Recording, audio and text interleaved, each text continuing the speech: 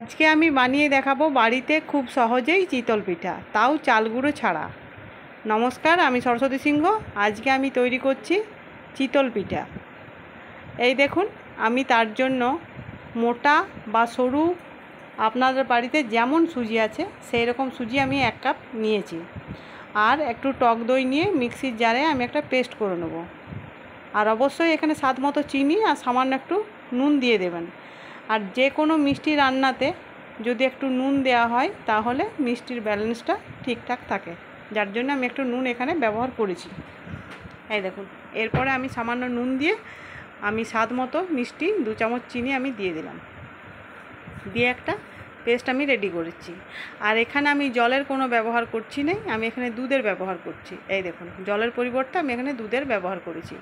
এই দেখুন, আমার ব্যাটারটা রেডি হয়ে গেছে, কিন্তু আমার মনে হচ্ছে ব্যাটারটা আমার একটু মোটা আছে, আমার প্রয়োজনে আর একটু দুধ আমাকে দিতে হবে। এই দেখুন, অনেকটাই মোটা আছে। আর এখন আমি এটা দিচ্ছি বেকিং সোডা বা খাবার সোডা।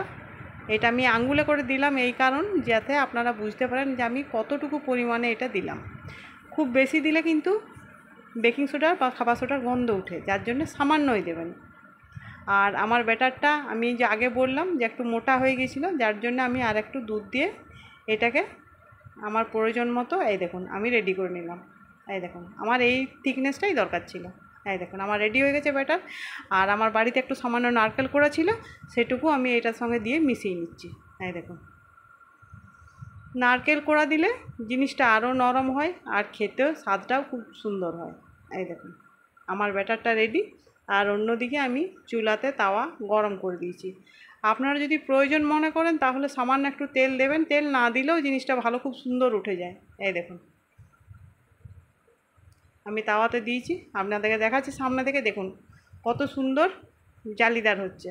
এই দেখুন, যেহেতু এটা বেকিং সোডা দিয়ে আছে আর টক দইটা দিয়ে আছে, যার জন্যে কত সুন্দর হচ্ছে দেখুন। আর কত ফুটো ফুটো কত জালি হচ্ছে দেখুন। এই দেখুন, আমার পিঠেটা রেডি। এরপরে আমি নামিয়ে নিচ্ছি। আর উঠছেও কত সহজে দেখুন। এই দেখুন, সুন্দর, কোনো ঝামেলা ছাড়াই উঠে যাচ্ছে। এই দেখুন, আমি একটা করে দেখালাম আপনাদেরকে, আর একটা করে দেখাচ্ছি। এই দেখুন, তাওয়াটা আমার ওইভাবেই আছে। এরপরে আমি আর একটা হাতাতে করে ব্যাটার নিয়ে আমি দিয়ে দিলাম।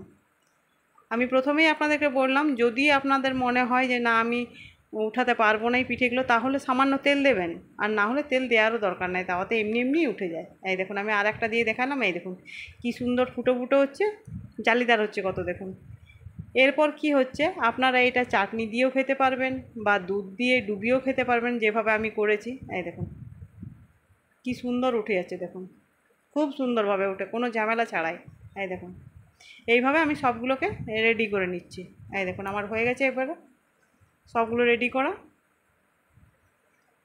এই দেখুন, এইভাবে আমি সবগুলোকে রেডি করে নিয়েছি। অন্যদিকে আমি কড়াইয়ে দুধ চাপিয়ে দিলাম ফুটতে। এই দেখুন, আর মিষ্টির জন্য আপনারা স্বাদ মতো চিনি দেন, বা বাড়িতে যদি খোয়া আছে একটু দেবেন, বা যদি কোনো দোকানে কোনো মিষ্টি আনা থাকে বাড়িতে সেগুলোও দিতে পারেন। আমার একটু খোয়া ছিল, আমি দিলাম। এই দেখুন, আর স্বাদ মতো চিনিও দেবো। একটু নারকেল কোড়া যদি থাকে আর একটু দিয়ে দেবেন, ভালো লাগবে খেতে। এই দেখুন, আমার আর একটু নারকেল কোড়া ছিল, দিয়ে দিলাম। এর সঙ্গে যদি 1 চামচ যদি আপনারা বলেন আমি ঘি দিয়ে দুধটাকে ফুটিয়ে নেবো, স্বাদটা আরও বাড়বে। আমি যেহেতু ঘি এখানে ব্যবহার করি না, আপনারা ইচ্ছা করলে দিতে পারেন। বা যদি মনে করেন একটু কেশর দেবো, সেটাও হবে। এই দেখুন, আমি এবার স্বাদ মতো চিনি দিয়ে দুধটাকে ভালো করে ঘেঁটে নিচ্ছি।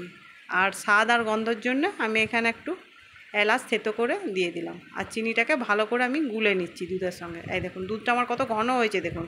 এই দেখুন, কড়াইয়ে কত সুন্দর লেগে যাচ্ছে। এই দেখুন, এইভাবে আমি দুধের ঘোলটা আমি রেডি করে নিয়েছি। এরপর আমি দুধটাকে পিঠের সঙ্গে ঢেলে আধ ঘন্টা আমি ভিজতে রেখে দেবো। যেহেতু পিঠেগুলোতে অনেক জালি হয়েছে, ফুটো ফুটো হয়েছে, সেহেতু এই দুধটা এই জালিগুলোতে ঢুকে পিঠেটা খেতে অসাধারণ হবে। আবার অন্যদিকে যদি এইভাবে যদি না বলেন, যদি বলেন যে আমরা সাম্বারের মতো কোনো কিছু করব বা চাটনি করব, সেইভাবেও খেতে পারেন। এই দেখুন, এটা এলাচের একটা ইয়েটা আমি পুড়ে গেছিলো, সেটা আমি বাদ দিয়ে দিলাম।